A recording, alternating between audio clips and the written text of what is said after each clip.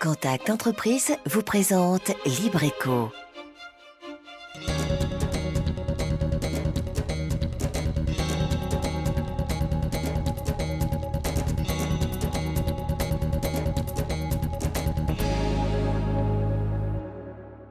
Salut à tous, comme chaque mercredi, c'est Libreco. On se retrouve ce soir encore pour découvrir une entreprise de Lille, aller à la rencontre de ceux et celles qui la font vivre. Voici donc le sommaire de ce soir. L'eau, ressource vitale et précieuse, demande à être gérée et distribuée de façon responsable. Depuis 1977, la société martiniquaise des eaux assure la gestion, mais aussi l'exploitation des services d'alimentation en eau potable et le traitement des eaux usées. Délégation du service public, la SME assure à ses 100 000 abonnés d'avoir toujours de l'eau dans les robinets. Rencontre avec ceux et celles qui contribuent au quotidien à la réussite de cette mission. Sans oublier nos chiffres et données économiques de Lille. Vous êtes prêts? Nous aussi. Libreco, c'est parti. La société martiniquaise des eaux produit et distribue de liquide vital à plus de 200 000 Martiniquais. Elle collecte et traite également les eaux usées de 23 communes du territoire. Mais d'où vient l'eau que nous consommons chaque jour et surtout, comment la SME s'organise pour que nous ayons toujours de l'eau dans nos robinets? Réponse avec Anaïk Le Garec et François Brigitte. Parfois rare, mais toujours fragile. L'eau est une ressource vitale et extrêmement précieuse. Il est donc essentiel de s'assurer d'une qualité et d'une quantité d'eau suffisante pour satisfaire nos usages. Depuis 1977, la Société martiniquaise des eaux s'engage à produire l'eau potable et à collecter et traiter les eaux usées. Entreprise privée, elle est délégataire du service public. Elle est présente sur 21 communes pour le compte de 2 syndicats, le SIXM et le SCCNO. Pour les 100 000 abonnés que compte la société, la SME, c'est tout d'abord l'Agence du Lamentin. Ici, on s'occupe de la facturation, des abonnements et des réclamations. En période d'affluence, plus d'une centaine de personnes peuvent s'y déplacer. Afin de faciliter les démarches et de réduire le passage à l'agence, la SME a mis en place des nouveaux outils. Le télépaiement, où la personne peut régler sa facture par carte bancaire, par téléphone. Ce service est disponible 24 heures sur 24. Il y a aussi le site internet où la personne peut faire son paiement en ligne. Donc ça évite le déplacement et bien évidemment, il y a tous les autres règlements par chèque, par type, où la personne peut régler sa facture.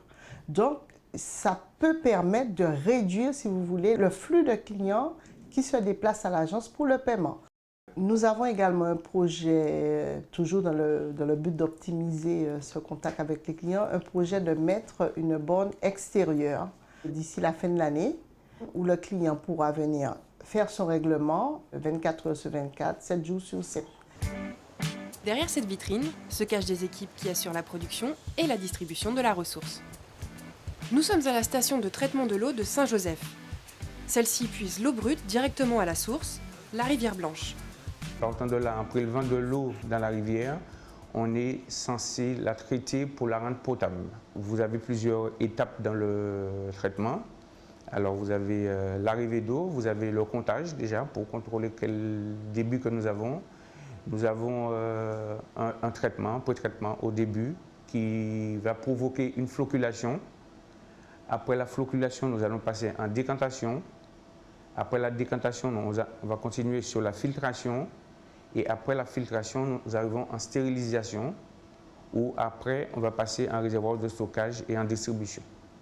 Excuse-moi, Gary, tu as été sur la prise ce matin? Oui. Et par contre, je constate que le débit, on n'a pas suffisamment de débit. Il n'y a pas de souci à ce niveau-là? Il faut compter que par jour, on a en gros 28 000 mètres cubes jour. Mais l'eau est-elle une ressource inépuisable en Martinique? On a des périodes qui sont plus ou moins humides. Et notamment, on a des carènes qui sont assez difficiles des fois. On a eu l'occasion de descendre, au lieu de descendre à 1000 m3, d'arriver à 500 m3. Mais on a des solutions palliatives à la SME où on arrive à compenser. La SME produit et distribue de l'eau potable, mais pas seulement. La station d'épuration de Ducos gère le traitement des eaux usées de plus de 10 000 équivalents habitations. La première étape de l'assainissement permet d'éliminer les corps solides, le sable et les graisses.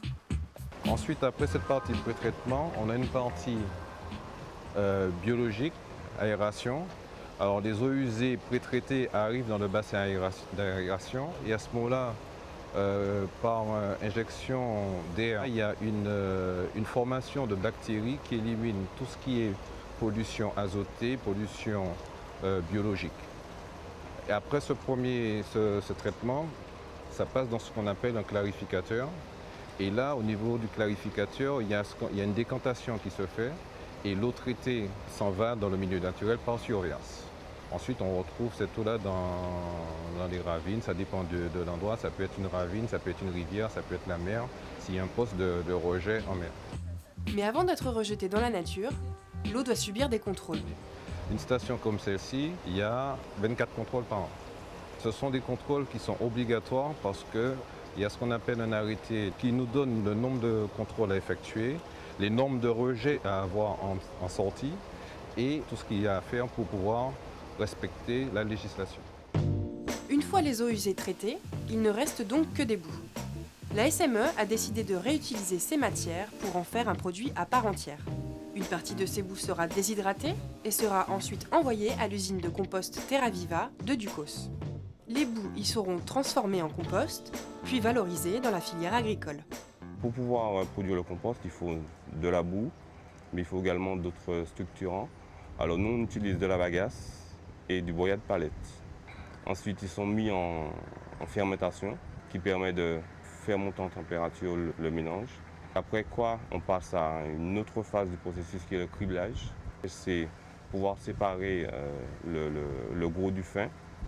Et ensuite, ce qui est récupéré, on le met en maturation pendant un certain temps aussi, toujours avec de l'aération.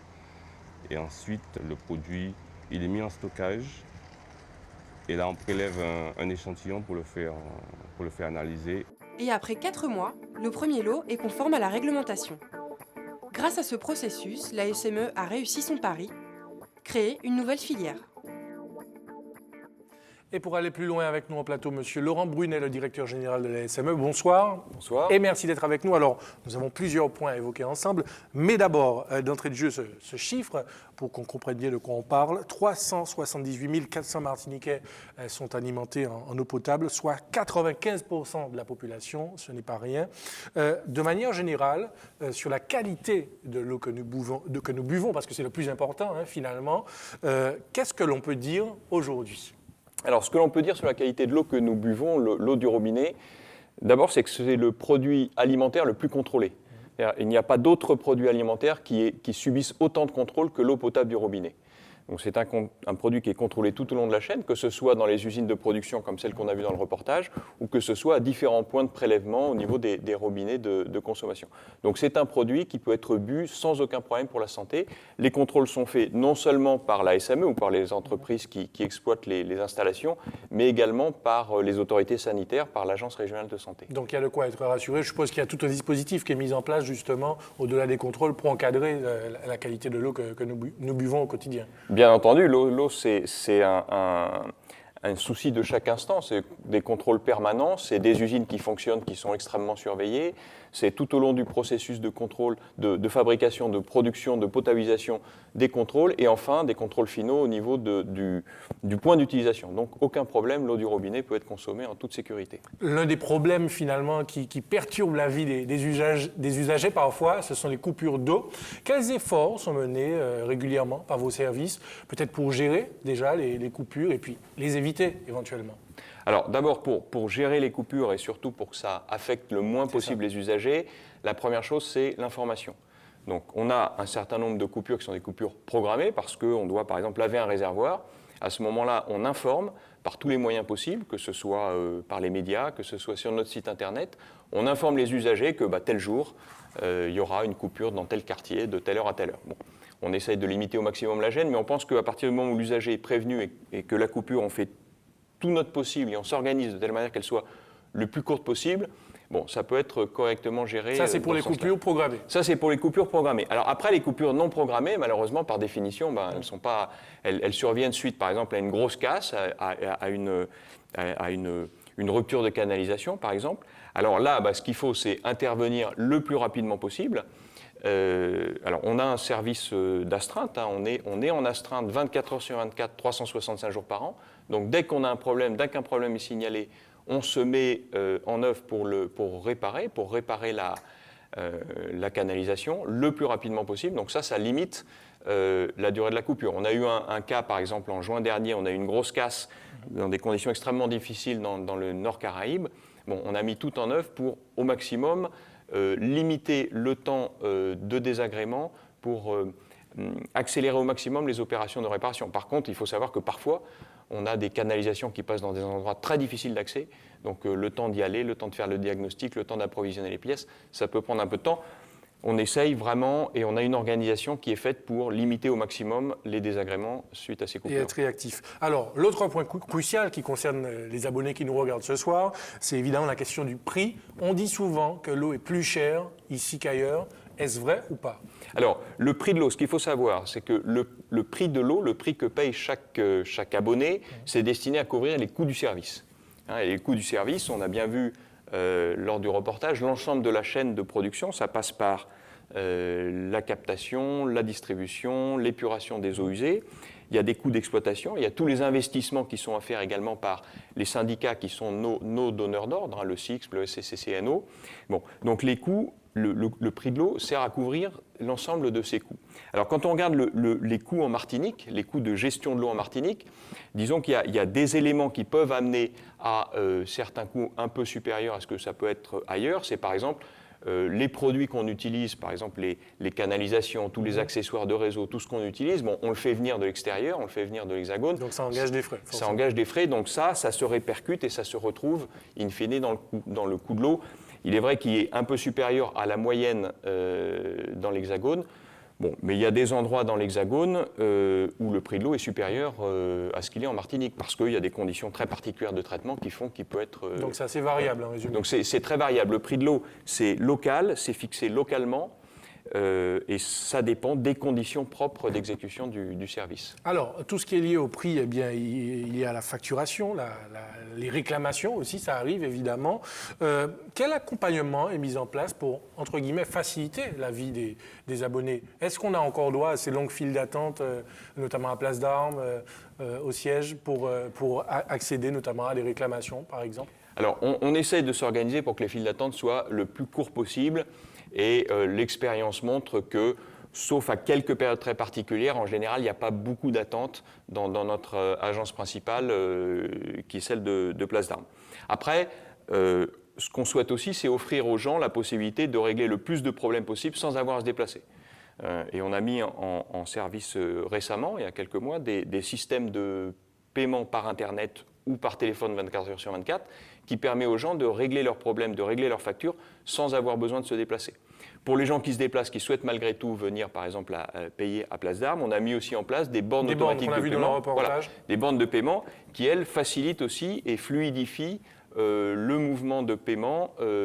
Alors, les bornes permettent de payer en carte bleue, mais également en liquide, et ça permet aussi de fluidifier l'avenue des gens sur Place d'Armes pour offrir le meilleur service possible. Donc concrètement, M. Bouinet, je suis un peu fainéant ou je n'ai pas le temps.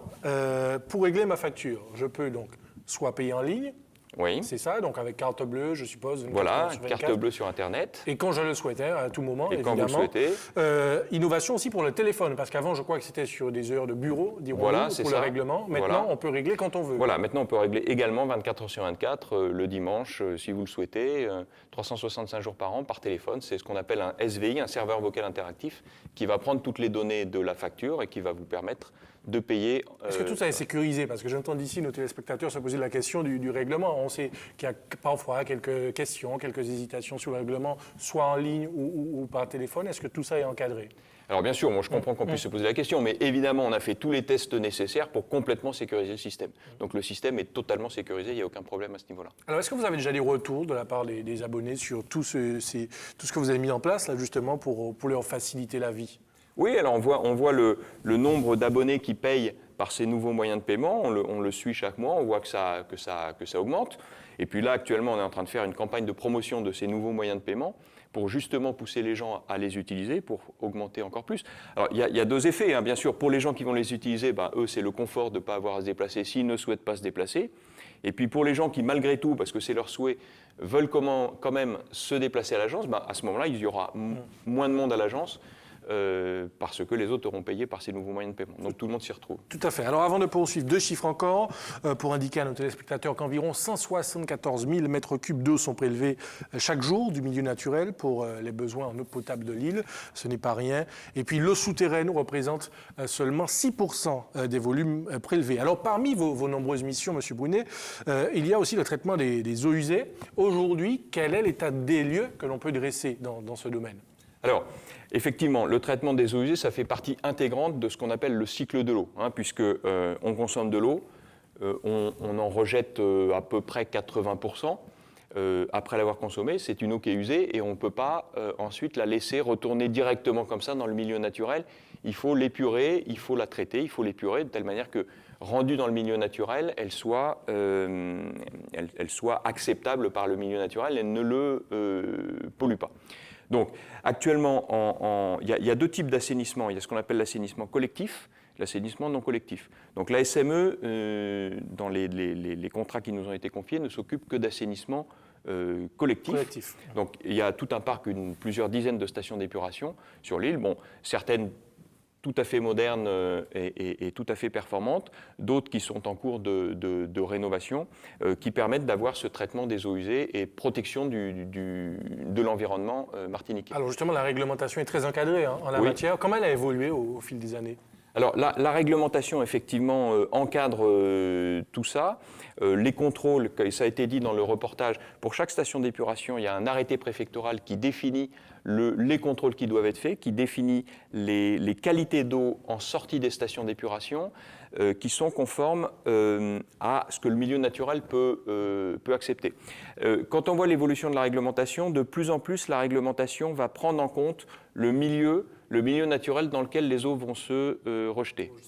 On a des milieux plus ou moins sensibles. En fonction de ça, ce qui va être demandé à la station d'épuration va être plus ou moins, le degré d'épuration va être plus ou moins poussé.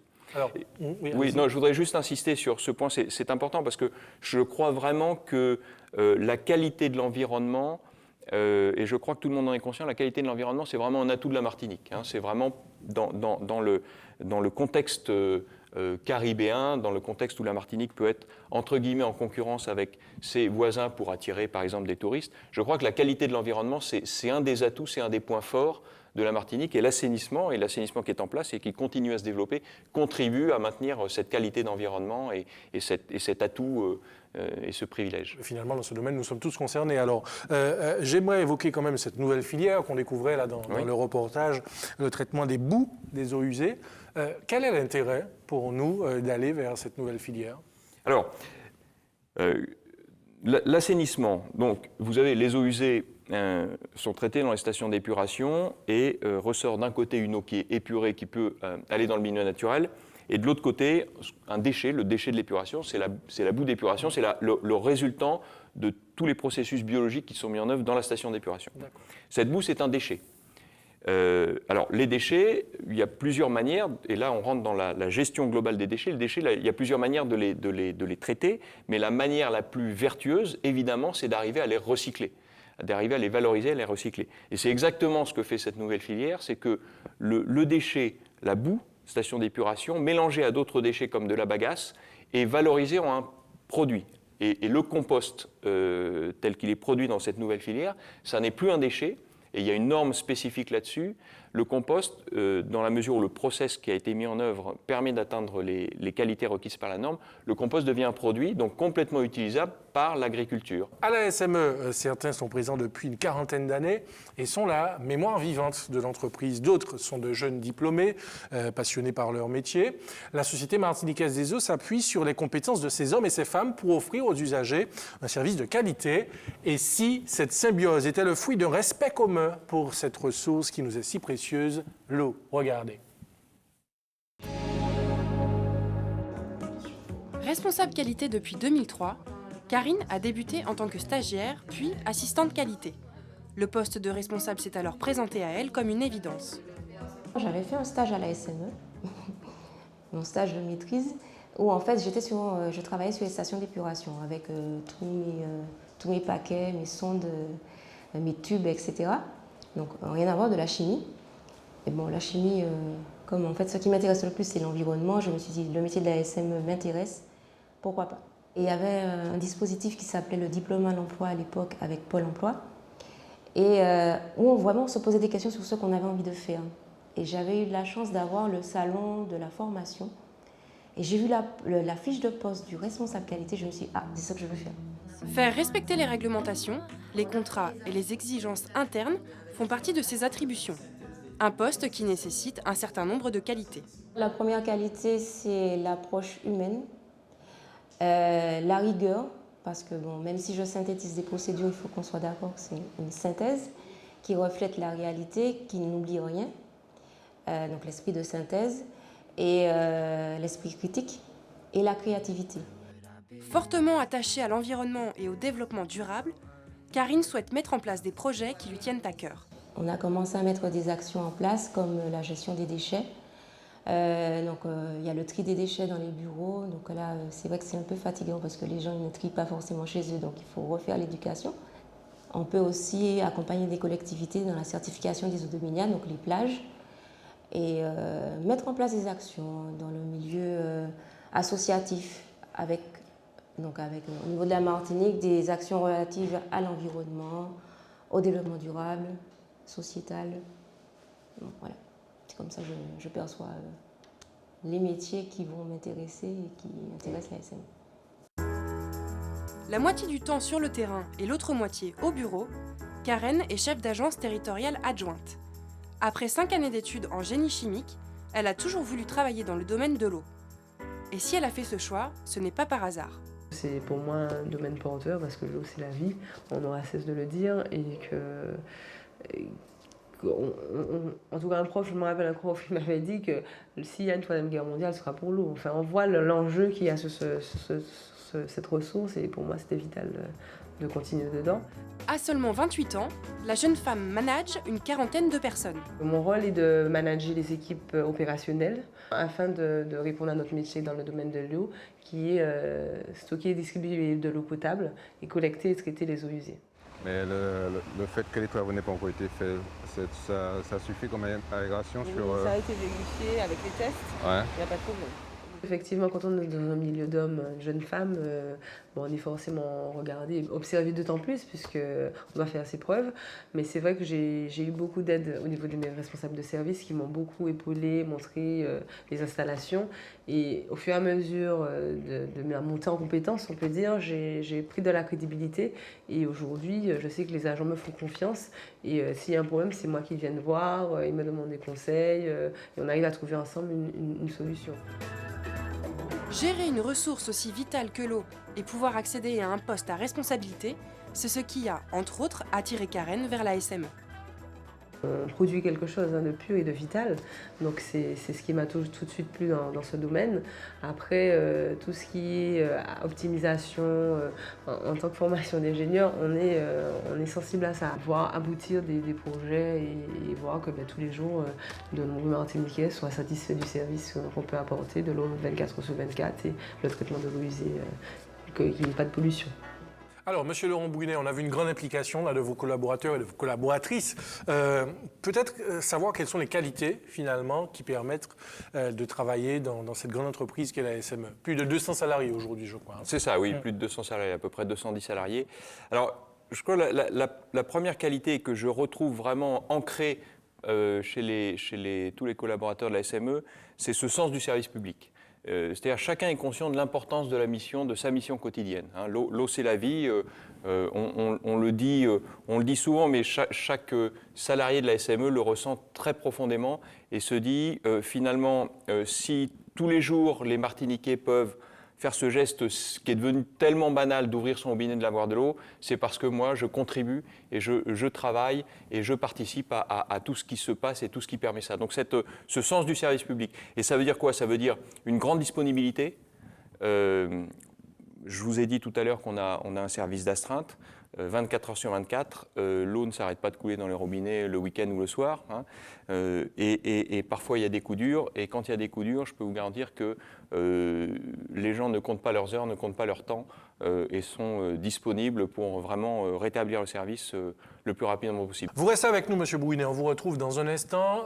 Tout de suite, une donnée économique importante pour notre île, comme chaque semaine. C'est le chiffre qu'on en découvre tout de suite. 40, c'est le nombre de jeunes cadres martiniquais qui ont été recrutés à la région Martinique depuis le début de la mandature de Serge Letchimy. D'après le président de région, ces recrutements correspondaient à des besoins et permettent aujourd'hui à la région de changer de rythme. Il en veut pour preuve que le fait que les décisions administratives ont été multipliées par 4 et que le nombre de paiements effectués par la collectivité régionale est passé de 15 000 à 26 000 par an. Il faut se réjouir que la région améliore ses performances dans un domaine où les critiques de la part de nombreux chefs d'entreprise sont extrêmement vives. En effet, bien des entreprises meurent en bonne santé à cause des délais de paiement exagérément longs pratiqués par les collectivités. Et l'on retrouve notre invité pour la conclusion, Monsieur Laurent Brouinet, peut-être sur les perspectives et les projets de développement, s'il y en a pour la SME, quels sont-ils ? Bien sûr. Alors, nos perspectives. D'abord, en premier lieu, vous savez qu'actuellement, le secteur de l'eau se recompose en Martinique, puisqu'il y a un projet politique de constitution d'un syndicat unique de l'eau. Donc, dans ce cadre-là, nous, notre perspective, notre première ambition, c'est de continuer à être un partenaire fiable de long terme des collectivités locales au sein de ce projet unique. Pour la Martinique, bien sûr, pour les usagers, pour la qualité de l'environnement. C'est ça, est-ce que ça va changer quelque chose pour nous? Et si oui, quoi, pour les usagers, par exemple? Pour les usagers, il y aura sans doute ce que les usagers ont exprimé de par le passé, une entité unique qui gère l'eau en Martinique, une entité politique unique. Aujourd'hui, il y a plusieurs syndicats en fonction des zones géographiques, donc une entité politique unique. Cette entité politique, elle va s'appuyer sur différents opérateurs, et nous, on souhaite être vraiment un opérateur de référence pour cette entité unique future. Alors, d'abord, premièrement, bien sûr, pour la Martinique, alors pour les usagers, parce qu'on souhaite continuer à développer la qualité de service aux usagers. Tout à l'heure, on parlait des paiements en ligne, on souhaite aller plus loin, on a différents outils, différentes choses qu'on souhaite proposer. C'est l'agence en ligne, la possibilité de faire la plupart des opérations, abonnements, etc., en ligne. Il y a ce qu'on appelle la télérelève, c'est la possibilité d'avoir sa consommation, le relevé de son compteur d'eau directement par Internet tous les jours. Ça, c'est une possibilité. Pour l'assainissement, ce qu'on veut, c'est évidemment développer, faire vivre et développer notre plateforme de compostage Terra Viva pour qu'elle soit de plus en plus performante. Et au-delà de la Martinique, moi, ce que je souhaite vraiment, c'est que le secteur de l'eau et de l'environnement en Martinique soit pris comme exemple par un certain nombre de pays de la région. Typiquement, ce qu'on fait, par exemple, en termes d'exploitation des services, ce qu'on fait en termes de compostage, ça pourrait être un exemple et ça pourrait être une référence pour des pays de la région. Récemment, la semaine dernière, par exemple, on recevait des collègues haïtiens qui sont venus voir comment se passe et comment est organisé le système et comment on travaille et comment on fonctionne. Mon souhait et vraiment mon ambition, ça serait qu'on puisse servir de référence pour les services d'eau et d'assainissement dans la région Caraïbe. Eh bien, c'est tout le mal que l'on vous souhaite. En tout cas, bon courage. Vous saluerez tous les collaborateurs, tous ceux et toutes celles qui contribuent au quotidien à la réussite de votre mission. Donc, merci en tout cas. Et à très bientôt, Monsieur Laurent Brouinet. Libreco est quasiment terminé, mais juste avant, comme toutes les semaines, l'agenda Contact Entreprise. Rendez-vous ce jeudi 24 octobre de 10h à 20h à l'aéroport Aimé Césaire pour le Forum des entrepreneurs. L'objectif de cette manifestation, dont Contact Entreprise et partenaires, est de permettre à des chefs d'entreprise de trouver en un même lieu des interlocuteurs capables de répondre à leurs problématiques de création, de financement, de développement, de cession, transmission et de prévention des difficultés. Vous avez pris bonne note, eh bien c'est parfait. Libreco est maintenant terminé. On se retrouve la semaine prochaine, même heure, même antenne. Bonne soirée sur ATV.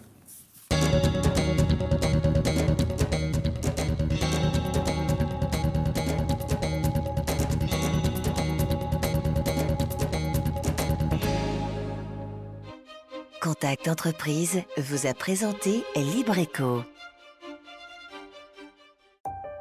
Retrouvez cette émission dès maintenant et pendant 7 jours sur atv.mq.